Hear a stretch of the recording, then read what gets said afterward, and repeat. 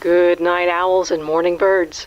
You're listening to K.THX 864.3 FM in the void. We find ourselves here on the precipice, like always, clinging onto the dark fringe to delay whatever the morning will bring.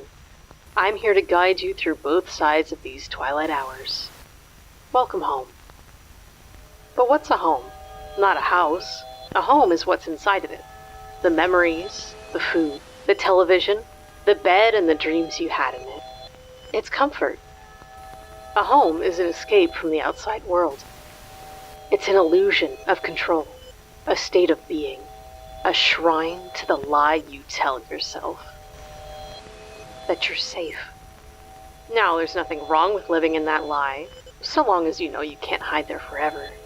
Until then, it's just you, me, and the airwaves bringing us closer and closer together.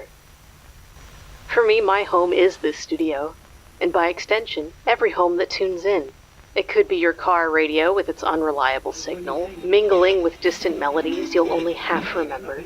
Or it could be a cheap speaker playing background noise to someone who's only half listening while they go about their day. Or you could be hearing this in a quiet diner on a rainy night, shared with a single patron and a severely underpaid line cook, neither of whom want to go back to their own homes, so they keep listening instead.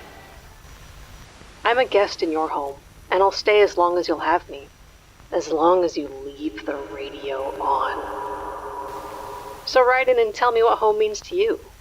We get email now, but the typical methods will still suffice. A letter, written on the wall of a gas station bathroom, or clawed into the hard dirt with brittle nails.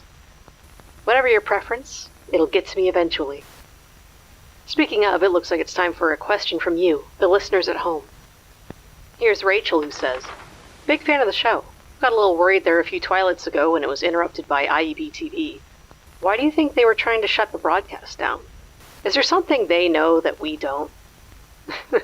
You can think of IEB as our parent company. My show is broadcast on their frequencies. We use the same resources, and we even share studio space in a way. But like many reluctant hosts, they don't like to share even their less desirable time slots. But the studio is home to both of us. And there is one element of the home that I forgot to mention: the people you choose to share it with, or lock out. After all, there is as much comfort to find in the isolation as the company. But you and I, we're both social species. I embrace the company of my studio family, but they'd rather keep it to themselves. They see me as a pest, the annoying younger sibling that's always getting in the way. But I only took up their promise of public access with a desire to put on a show, to entertain and provide company to you, those listeners waiting listlessly through the night in need of a voice to guide you into morning. Does that warrant trying to take me off the air? Given the chance, they'd see me removed and confined to oblivion. If only they knew the restraint I've practiced. If they realized what I could do, how close I am, that I can see them now while they panic to take me down. It's like looking through a window, obscured by the sun's harsh glare. On the outside, the light makes it impossible to see the inside. They'd have to press their face to the hot glass to make out anything. But here, on the inside, in the dark, I can see everything. They're listening to the broadcast, making calls, sending interference, but nothing's working. Some of them stop as their every action is narrated over the radio. They raise a hand. One lifts a mug, just to be sure. A few look around frantically, I think trying to find a camera. But it's not that simple. I don't need such tools. But I wouldn't reveal my secrets to the people trying to take me down. And that's what scares them.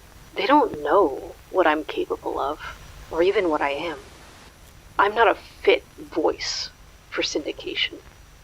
I'm not safe for their brand. I was their quiet problem they could ignore until I found a new audience online. But I still wore their name, and they couldn't have that. They have no idea what they're dealing with. And neither do you.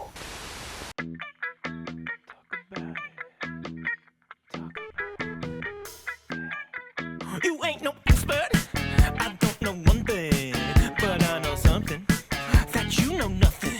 I got no answers. You got assumptions. You went to college and had a luncheon. Got all this hearsay information, but you know the truth. Congratulations, and no one asked for your opinion. So take mine. I'll always give one. Hi, hello, hi, hello, hi. Don't know what you're talking about. You're talking about. I don't know what I'm talking about too. We don't know what we're talking about. We're talking about. I don't know why I'm talking to you. You don't know what you're talking about. You're talking about. I don't know what I'm talking about too. We don't know what we're talking about. We're talking about. I don't know why I'm talking to you. You talk and talk and I talk and talk and people listen and they believe us. And you talk and talk and I talk and talk and we don't listen and we believe it. And you talk and talk and I talk and talk and people listen and they believe us. And you talk and talk and I talk and talk and we don't listen and we believe it.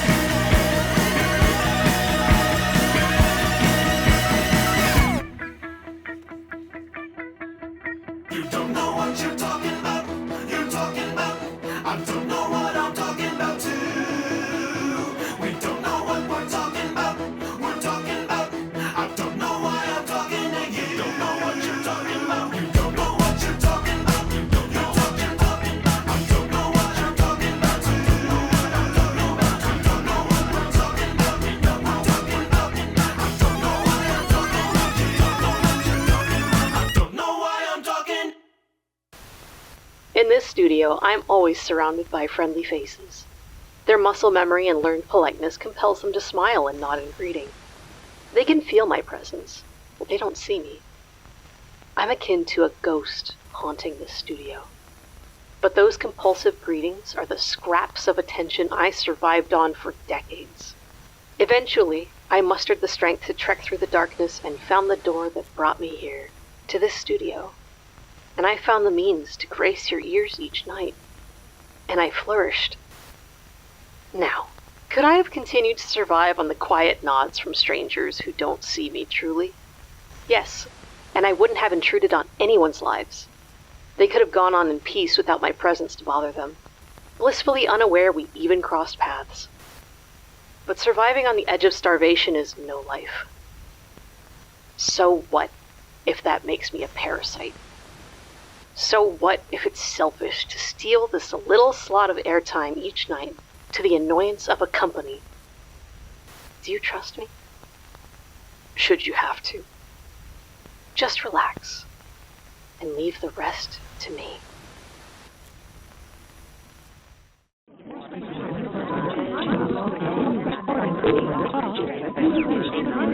Recording now.